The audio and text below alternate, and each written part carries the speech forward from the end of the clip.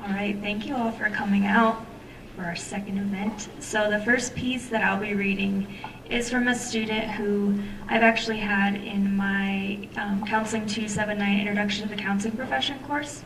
And he shared this piece with me that he actually wrote for the Journal of Prisoners on Prisons. And he wanted me to know that he wrote this piece, and I thought it'd be a fantastic piece for this event. So his name is Wilfredo Laracuente, and it's titled "The Building Blocks That Lead to Higher Education." So the pursuit of higher education in prison is a complex combination of thoughts, perceptions, and fortitude. On one hand, you have a large populace that merely exists within the confines of these prison walls, muddling around aimlessly, biding time until the release dates become a reality or not. Those who act contrary to these ethos and custom of prison life are ridiculed and criticized. Similar to hypocrisies on a witch hunt, willing to charge anyone and everyone, a minority within a minority struggles to break from prison norms. The minority are men who constructively utilize their time to empower themselves with substance, knowledge, and intangible vital for life post-incarceration. This drive for change is fuel that ignites within the person like pitch from a tree. This change doesn't begin with higher education. Volunteer therapeutic programs provide insight and spark, critical thinking, and contemplation of self. Some men who participate in these programs find the courage to speak in an open forum for the very first time about experiences that have never been explored. Camaraderie often develops within this peer system, and men become support systems for one another. Collectively, they can relate to each other, another first, and become invested in themselves and other attributes like integrity of character and self-worth. They begin to understand the deficiencies that lead to their social, emotional, and cognitive development, and which translate into a willingness to learn and explore alternative methods of problem solving. For many, it is the first time a comfortable atmosphere becomes a possibility. Prison does not cultivate comfort under any circumstances. Incarcerated people are subjected to endless repetition, including at specific times throughout the day, being counted.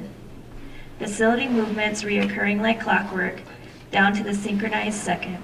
Programming, recreation, and exercise are instances that break up the monotony a little.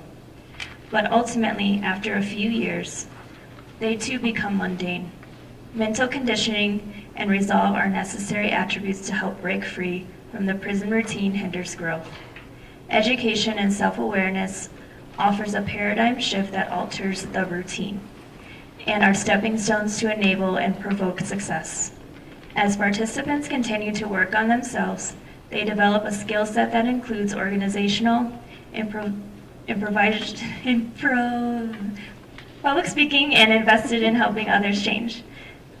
When educators know that a constituency has no ability to challenge how it is being served, where does the incentive come from to serve it well? Individuals from all walks of life, whether through sharing personal experiences or showcasing the success stories they have become, as a direct result of the program, fuels a drive. All men, regardless of circumstance, deserve an opportunity to live, instead of merely existing. Taking advantage of the opportunities presented before me dismantles incarceration and generates a turning point. Through programming, I discovered the potential to make a difference. Once I began to view life differently, taking advantage of the college experience seemed normal. Learning the power of words and developing a command of language became important. Frankly speaking, I no longer wanted to be perceived in a negative light. I wanted an accurate depiction of a constructive individual with the ability to excel at anything I transfixed my mind to accomplish wholeheartedly. Complacency can easily enter the equation if one is not careful behind these prison walls. Remaining grounded in this environment is a delicate balance for most. Stay hungry, remain humble, keep inventing, and hone your craft are words to live by to achieve your educational goals.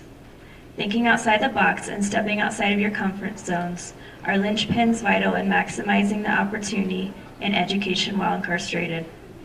Everyone has something they do better than most. That something should become the focal point. The narrower the range, the more likely success is an inevitable outcome. In-prison education is a journey. It stems from an instance where a shift turns on and suddenly one finally gets the gist. After sampling a glimpse of the new you, this sudden yearn to achieve another goal becomes an incredible motivator. Education is not limited to an institution of higher learning. Individuals enveloped in the educational experience transform themselves into role models who influence and provide hope to others that they too can achieve higher education. In turn, new-minded men become brain trusts to new ideas and programs that improve the overall living conditions in prison. That's why it's imperative to expose as many prisoners as possible to the college experience, bolstering the chances of potential students who may be teetering on the fence contemplating to apply. As time passes, networking became the goal, and I began to rub elbows with men who possess similar properties and traits. The majority of the prison population misunderstands this fraternity as it challenges the norms of the prison and contrary to the neutral pecking order. In prison, I learned if an issue does not concern one directly, you must choose to ignore it and concentrate on the things that do. I now long for these opportunities where I once used to wander around prison aimlessly, unable to place a finger on what was I going to do for the next 20 years of my prison stint. I am guilty of calling at others who carried books, schoolwork, and program materials.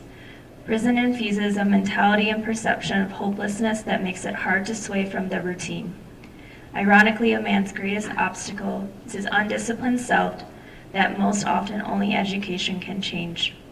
One of the great crimes of oppression is that it suspends your ability to dream. Education is a door, and we must find it within ourselves to invest in our futures, find confidence in our abilities, and understand our self-worth.